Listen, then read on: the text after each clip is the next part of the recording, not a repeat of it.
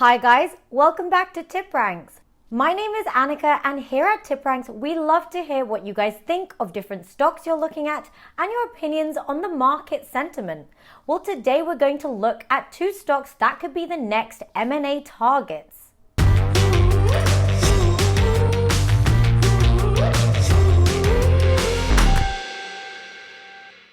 Now, before we jump into this video, guys, don't forget to hit that like button and the subscribe button and that bell notification so that you get informed on when the TipRanks channel releases a video. According to Bloomberg data, US corporations participated in $2.5 trillion worth of mergers and acquisitions in 2021. This easily beats the $1.96 trillion worth of M&A that took place in 2015. So this might seem tough to beat in 2022, but it looks like it's going to be another year of brisk business. On a historical basis, the borrowing cost should remain relatively cheap, despite the Federal Reserve having announced that they're going to have several interest rate hikes across the year. Just for some basic economics for nouveau investors, if interest rates increase, that basically means borrowing costs increase. So that means for companies to raise capital, it is more expensive. So if they want to take out loans, perhaps to buy another company or for internal investments, it will be more expensive. But luckily, historically, these hikes are not expected to be as high as we've seen in the past. Also, a lot of companies have very healthy balance sheets. As we've seen on TipRanks, I've gone through a lot of financials. Many companies have solid asset bases and cash balances. And this could help them in participating in M&A going forward in 2022. And this would mean that they would grow, be more efficient, have revenue synergies, cost synergies, as well as have more market share depending on the type of acquisition. We've already seen Microsoft's interest in scooping up Activision. Sony is also keen on bringing in Bungie. So, what other companies could be fantastic for a picking? Well, analysts recommend these two stocks. The first is Playtika, and its ticker is PLTK. This name, you guys, is strong because Playtika operates in a segment that has had a lot of momentum this year: mobile gaming. Playtika develops and publishes mobile casino games, and they have around 35 million active monthly users already. Well, the current price for Playtika holdings is $17.64. The analyst rating is a strong buy, based on 6 ratings, all deeming it to be a buy. The analyst price target on PLTK is $29.33. This is a 66.32% upside. And this is also based on 6 Wall Street analysts offering 12-month price targets. So its portfolio includes puzzle video games Best Fiends, Bingo Blitz, Slotomania, and Caesars Slots, amongst others. Apart from distributing its games via its own proprietary platforms, it also does so through a variety of web and mobile phone applications, such as Apple, Facebook, and Google. Playtika actually entered the public market in early 2021, and like many, it endured a bit of a tough 12 months. In fact, the past year has seen the stock shed around 47% of its value, and its lackluster earnings haven't really helped matters either. In fact, in its latest Q3 2021 results, the company missed on both the top and bottom line expectations.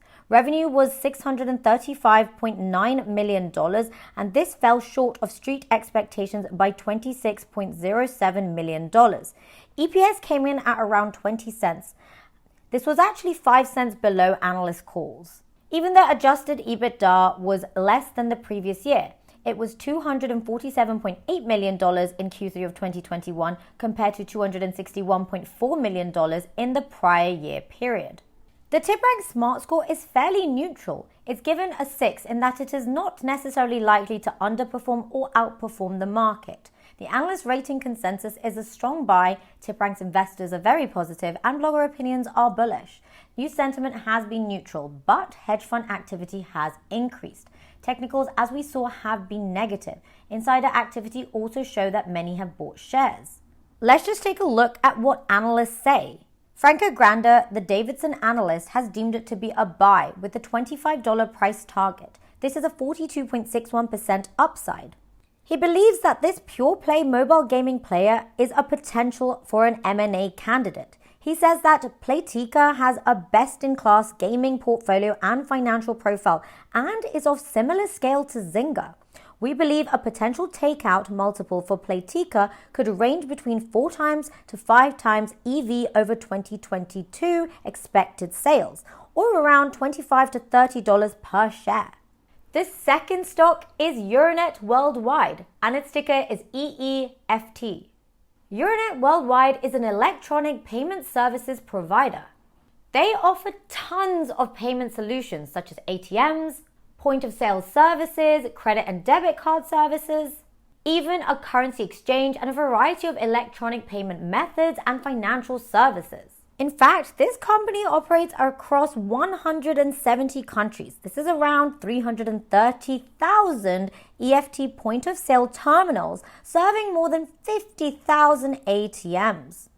Now, this is an interesting one to watch out for because Q4 earnings are going to be reported tomorrow on February 10th before the opening bell. And investors will be hoping to see emulation of Q3's display. But also analysts are expecting that Euronet will benefit from the ePay performance. The company actually showed big sequential improvement while delivering beats on expectations for both the top and bottom line. Revenue had increased 23% year over year to reach $816.6 million, in the process beating the consensus estimate by $33.13 million. This was for Q3 2021. And they had a $1.77 adjusted EPS, which actually also came in ahead of Wall Street's forecast by 35 cents. The current price for Euronet Worldwide is $142.32. The analyst rating consensus deems it to be a strong buy, with 5 ratings, all of them being a buy. The analyst price target on EEFT is $171.25, which is a 20.33% upside. Now, the TipRanks Smart Score is bullish. It gives it a rating of an 8 in that it is very likely to outperform the market. Analyst ratings also deem it to be a strong buy. TipRanks investors are very positive and blogger opinions and news sentiment are both bullish. However, hedge fund activity has decreased and technicals have been negative thus far. But insider activity shows that many have bought shares and the return on equity is 10.3% for the trailing 12 months. Now let's just take a look at an analyst's opinion. Andrew Jeffrey from Truist Financial gives it a buy rating with a $185 price target. This is a 29.92% upside.